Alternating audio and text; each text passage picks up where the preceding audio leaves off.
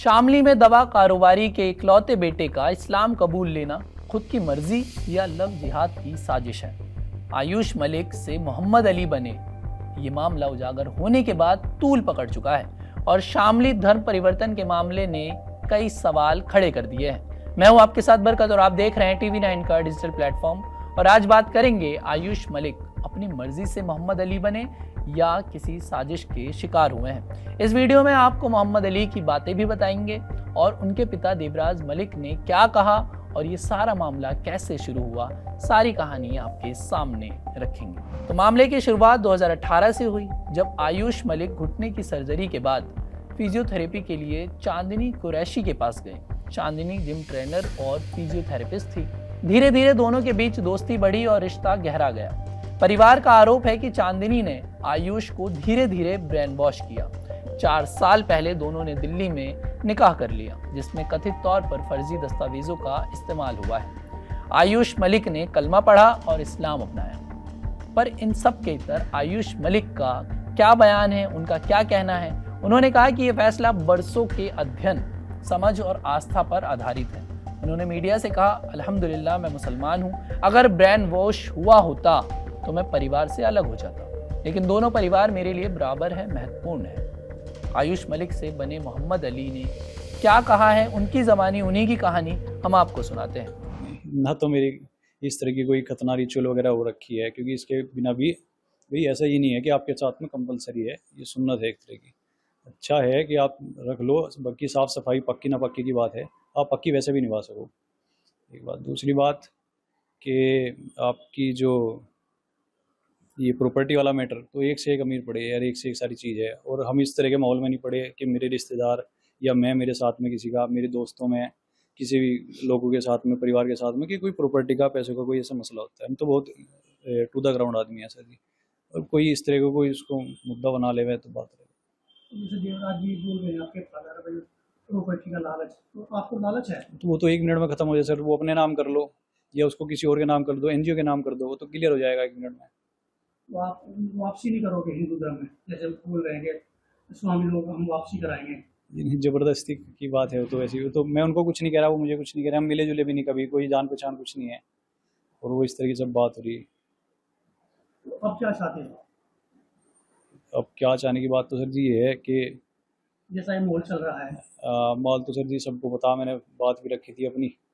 अभी बहुत ज़्यादा कस्टडी में है सारा मामला, मैं भी हर टाइम कस्टडी में, बाहर भी कस्टडी में, और जी सारी बात भी रखी। कन्वर्जन का सारा मामला करवा दिया। कन्वर्ट मैं मिला उनको तब जब मैं हो चुका था कन्वर्ट, और कन्वर्जन के उनको इल्ज़ाम लगाए जा रहे हैं। तो अब आप पत्नी जेल में गई है, ससुर गए, क्या उनकी जमानत कराओगे आप?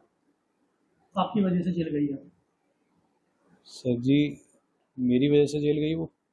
मेरी मैंने तो मेरी वजह से क्यों जेल जाती? वो तो मैंने तो पहले कन्वर्ट कर रखा था। जेल तो आरोप यही तो गया, बस वो आरोप के हिसाब से है ना, वो आरोप की वजह से जेल में गई हो, तो आरोप के हिसाब से जो जांच पड़ताल होगी उसमें जो भी आएगा, क्योंकि सबने ये कहा वो जेल में चली गई थी, सबने ये लिख रखा था कि निष्पक्ष जांच होगी, निष्पक्ष जांच होगी। अब निष्पक्ष जांच में जो निकल के आएगा तो साफ हो जाएगा बात। जैसा आपने देखा, आयुष मलिक का खुलकर कहना है कि उन्होंने अपनी पूरी मर्जी और समझ से इस्लाम धर्म अपनाया। ये ब्रेन वॉश या लव जिहाद नहीं। उन्होंने कहा कि मेरा व्यक्तिगत फैसला है। इस मामले में पिता देवराज मलिक ने पुलिस में शिकायत दर्ज कराई। उनके बेटे को जबरन धर्मांतरण करवाया गया और संपत्ति हड़पने की प्लानिंग कही गई। पुलिस ने यूपी के एंटी कन्वर्जन लॉ के तहत कार्यवाही की है। वहीं चांदनी कुरैशी और उनके पिता इस्लाम कुरैशी को गिरफ्तार किया गया है। कुल 9 से 11 लोगों के खिलाफ FIR दर्ज है, जिनमें कुछ मौलवी भी शामिल हैं। गाजियाबाद, दिल्ली और शामली के मौलवियों पर भी जांच चल रही है। वहीं परिवार का आरोप है कि जिम ट्रेनर चांदनी कुरैशी ने प्रेम जाल बिछाकर उनका धर्मांतरण करवाया और परिवार की करोड़ों की संपत्ति पर कब्जे की साजिश रची है। पुलिस ने चांदनी और उनके पिता इस्लाम कुरैशी को गिरफ्तार भी कर लिया है। आयुष मलिक के पिता देवराज मलिक ने क्या कहा है इस पूरे मामले पर, उनको भी आपको हम सुनाते हैं। अब ये उसका ब्रेन वॉश किया हुआ, उसे प्रेम जाल में फंसाएगा, ब्रेन वॉश किया हुआ उसकी संपत्ति के चक्कर में, के अच्छी संपत्ति है, अच्छा लड़का है, बढ़िया व्यवहारिक लड़का है, सामाजिक लड़का है, और ये उसी चक्कर में ये धर्मांतरण करा दिया ऐसा बता जा रहा। मुझे तो जब शक हुआ, जब वो दाढ़ी रखनी शुरू करीब 4-5 महीने से, तो मैंने इस पर त्वरित बात करनी शुरू करी, बच्चे से समझाना बुझाना काम किया। लेकिन अभी वो इतना ब्रेन वॉश है उसका, वो समझने की स्थिति में नहीं है। कुछ समय लगेगा उसे अपने घर वापस आने के बाद, समझाने में टाइम लगेगा। अभी मान नहीं रहा आगे हमने धर्म में वापसी आ जाए।